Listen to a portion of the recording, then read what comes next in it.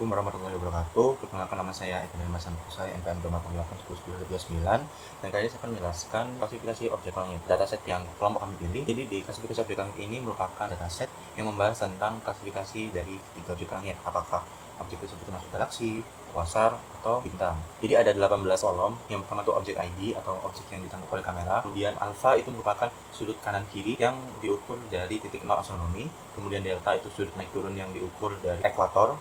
Terus kemudian ada UGRIZ, itu merupakan intensitas cahaya yang masuk yang diukur berdasarkan filter warna tertentu. U ini ultraviolet, G itu green, red, I itu untuk near red, Z itu untuk infrared. Terus kemudian ada run ID, itu scan dari langit yang akan difoto nantinya, dan run itu meng-scan semuanya. Kemudian di run ID itu merupakan scan ulang untuk mendapatkan warna atau yang lebih jernih. Cam column itu kolom kamera, tiap kolom kamera itu memfoto tuh bagian langit tersendiri. Field ID itu tiap kolom kamera itu punya field ID-nya. Kemudian space object ID itu objek yang tadi ditangkap nantinya akan diproses secara spektrograf dan kemudian akan dimasukkan dalam space object ID. Kelas itu hasilnya, apakah dia berupa galaksi, QSO itu quasar, dan star itu bintang. Kemudian redshift itu merupakan pergeseran objek menuju ke spektrum merah akibat adanya gaya Doppler. Plate itu nanti dari langit yang kita amati itu akan diproyeksikan ke dalam sebuah plate. MGD itu waktu diambilnya foto. Terus kemudian fase berada itu di tiap-tiap plate yang tadi itu akan ada sebuah bolongan, dan bolongan tersebut itu nanti yang akan diolah datanya untuk tentukan apakah dia termasuk kelas macam apa. Ada 100.000 rows, dan yang kemudian kita akan reduksi menjadi 3.000 rows. Ini kalau kita hitung menggunakan count ada 3.000 baris. Terus kemudian kita juga menandai 4 variabel independen yang hendak kita gunakan. Di sini ada U, G, R, I. Kemudian di sini kita akan menentukan missing value. Untuk mencari missing value, kami menggunakan format. Di sini kita klik format, kemudian conditional formatting, dan apabila cell is empty, dia akan berubah menjadi warna kuning. Jadi kita akan coba, dia akan berubah langsung menjadi warna kuning. Terus kita akan mencari outlier, di mana outlier itu kita hitung menggunakan Z-score. Z-score sendiri kita menggunakan mean dan standar deviasi. Kemudian di sini kita menghitung Z-score-nya dengan menggunakan rumus sel itu aku kurangi dengan rata-rata, kemudian hasilnya dibagi dengan standar deviasi. Sebelah sini itu mengecek apakah dia termasuk outlier atau bukan. Outlier itu akan terjadi apabila nilai absolut dari Z-score yang sudah kita hitung tadi itu lebih dari 3, maka dia akan termasuk outlier. Di sini akan menampilkan outlier. Apabila kurang dari 3, maka dia termasuk normal. Kemudian untuk mempermudah dalam lihat cara menentukan apakah dia outlier atau bukan, kami juga menggunakan conditional formatting di sebelah sini, yang mana dia menghasilkan tulisan outlier, maka akan menghasilkan warna merah. Nih, dia akan muncul warna merah kalau seandainya dia hasilnya outlier. Setelah itu kita tandai di data aslinya, hasilnya dia outlier.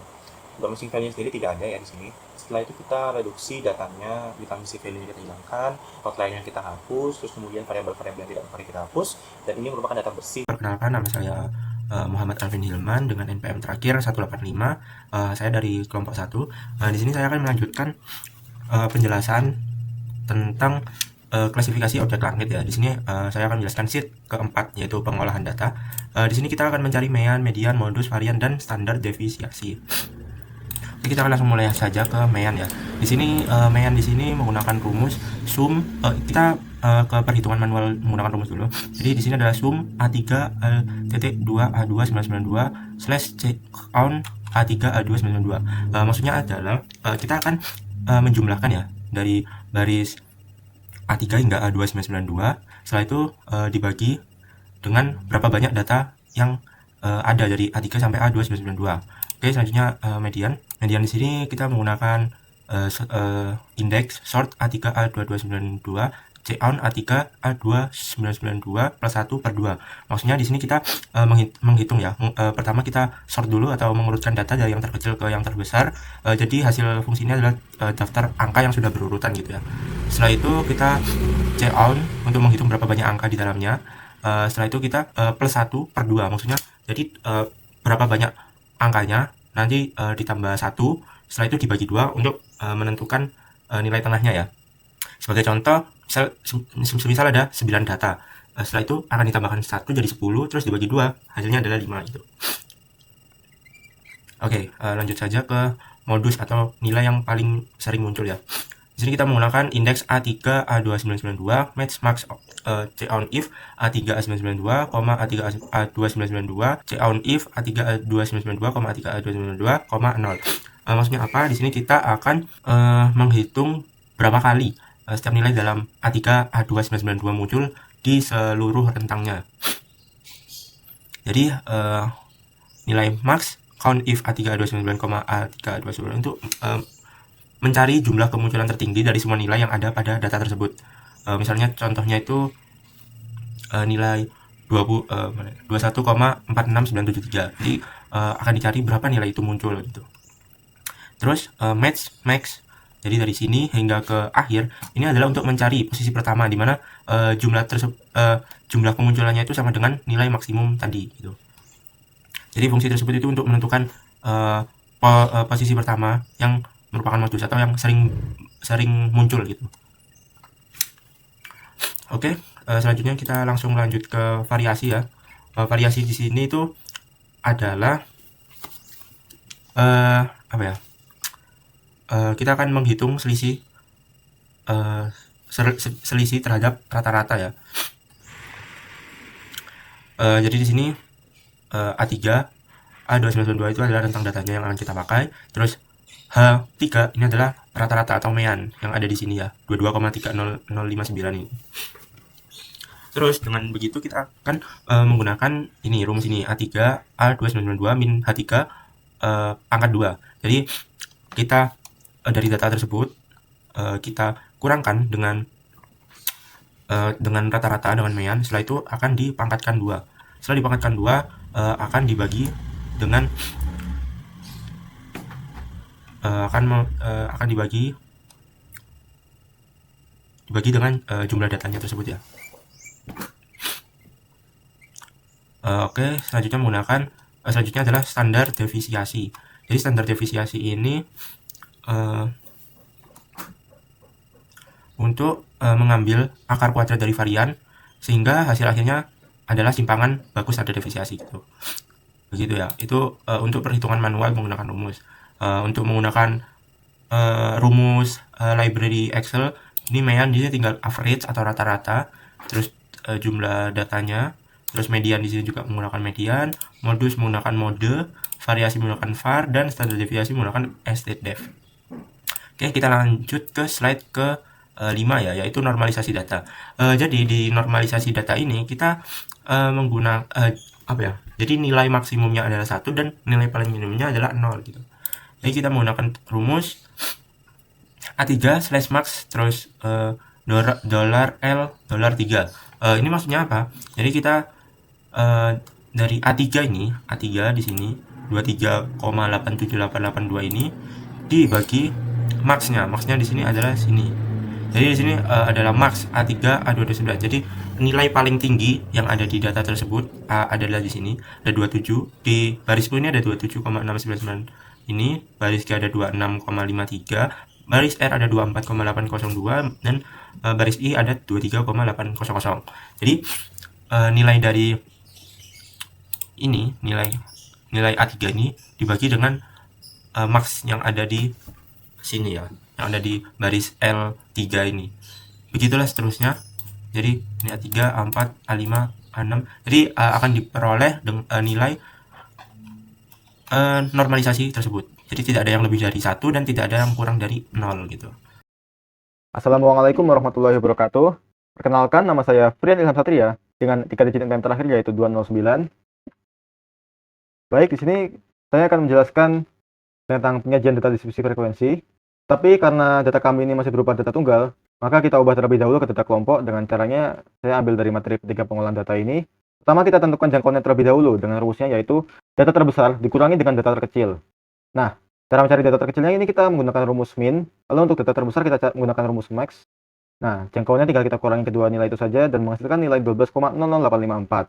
Nah, lalu step kedua yaitu kita tentukan banyaknya kelas atau K ini dengan aturan Sturges. Nah, rumus mencari kelas ini atau K ini yaitu 1 plus 3,3 log N. Dengan N ini adalah jumlah banyaknya data. Nah, kita cari dulu banyak datanya ada berapa dengan menggunakan rumus count ini, dan ternyata ada 2990 data. Nah, lalu kita masukkan saja rumusnya tadi menurut aturan Sturges, 1 plus 3,3 log N tadi, dan menghasilkan nilai 12,469 sekian. Nah, lalu kita bulatkan nilai ini ke bawah dengan jadi 12. Nah, lalu step selanjutnya yaitu kita menentukan panjang kelas atau interval kelas yang kita lambangkan dengan I di sini. Nah, rumusnya yaitu J per K atau jangkauan per kelas. karena jangkauan dan kelas itu ketemu, maka tinggal kita bagikan saja kedua nilai ini dan menghasilkan nilai 1,0007 sekian. Nah, lalu kita langsung saja membuat tabel seperti ini. Nah, ini kenapa tidak dibulatkan? Karena data kami ini berupa koma-koma semua nilainya. Jadi kalau dibulatkan takutnya nanti hasilnya nggak akurat. Nah, maka kita biarkan saja seperti ini untuk panjang kelasnya. Lalu kita masukkan saja ke tabel seperti ini, dan untuk frekuensinya kita menggunakan rumus seperti ini untuk mencari kira-kira ada berapa banyak data yang sesuai dengan rentang di berikut ini. Nah, lalu ketika kita jumlahkan semua ini, hasilnya akan sesuai dengan jumlah banyak data tadi, yaitu 2990 data. Nah, lalu dengan grafiknya untuk yang nilai U ini kira-kira seperti ini diagram batangnya. Lalu untuk yang nilai G ini kira-kira seperti ini, sama rumusnya seperti tadi, hanya beda nilainya saja. Lalu ini untuk diagramnya, ini untuk diagram yang R kira-kira seperti ini. Untuk tabelnya, ini untuk yang I tabel seperti ini, dan kira-kira diagramnya seperti ini. Lalu untuk yang kelas seperti ini kira-kira diagram dan tabelnya. Nah, kita lanjut ke frekuensi relatif. Nah, frekuensi relatif ini artinya kita membandingkan nilai frekuensi ini dengan jumlah keseluruhan data, ada berapa. Rumusnya yaitu kita tinggal bagikan saja frekuensi ini dengan jumlah data tadi. Nah, menghasilkan nilai 0,13%. Nah, ini sudah otomatis ke persen karena kita menggunakan rumus format persen dari Excel ini. Nah, lalu untuk yang ini sama seperti tadi, dibagi dengan 2990, menghasilkan nilai 0,87%. Lanjut. Dan ketika dijumlah hasilnya semua ini akan menghasilkan nilai 100%. Karena ya keseluruhan data, ya seluruh data pasti ada 100% lah. Karena anggap saja ini bagi dengan ini ya 1 dalam desimal atau 100%. Lalu untuk diagramnya kira-kira seperti ini untuk yang U.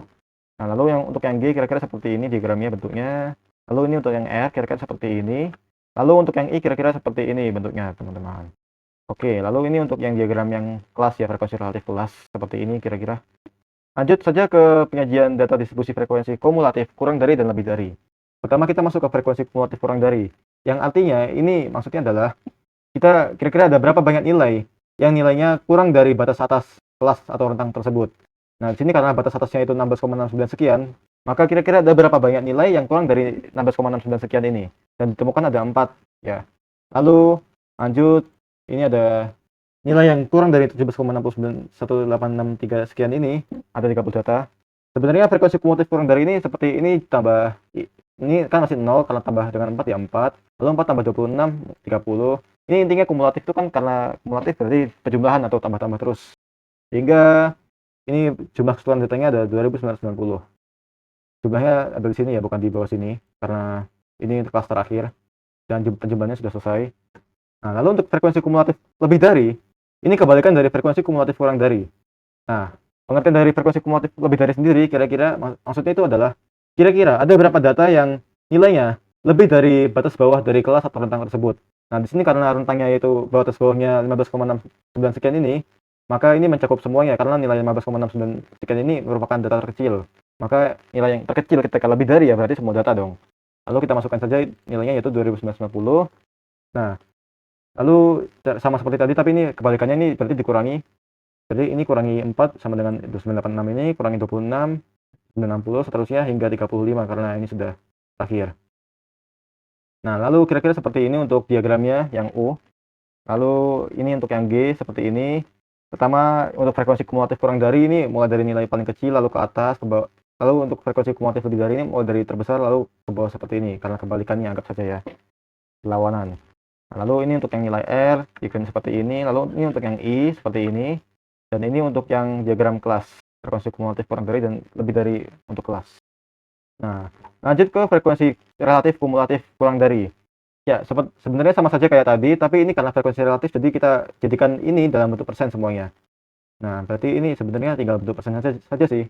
Kita jumlahkan terlebih dahulu, lalu bagi dengan 290, lalu kita bentuk dalam persen. Menghasilkan 0,13%. Lalu tambah dengan ini 1%, 0,38%, seterusnya hingga di sini 100%. Nah, ini sama seperti tadi tapi bentuk dalam bentuk persen, tapi dan juga kebalikannya. Kalau dari 100%, ke bawah, lalu langsung ke 1,15%. Nah, kira-kira untuk diagramnya seperti ini bentuknya. Sama seperti tadi tapi ini dalam bentuk persennya saja karena ya ini tidak ada bedanya, hanya bentuk persen saja karena frekuensi relatif. Yang biru ini untuk yang kurang dari, lalu yang merah ini untuk yang lebih dari. Lalu ini untuk yang nilai G, lalu ini untuk yang nilai R kira-kira seperti ini diagramnya. Ini untuk yang I seperti ini. Lalu untuk yang kelas sendiri kira-kira seperti ini untuk frekuensi relatif kumulatif kurang dari dan lebih darinya. Sekian dari saya, terima kasih. Wassalamualaikum warahmatullahi wabarakatuh.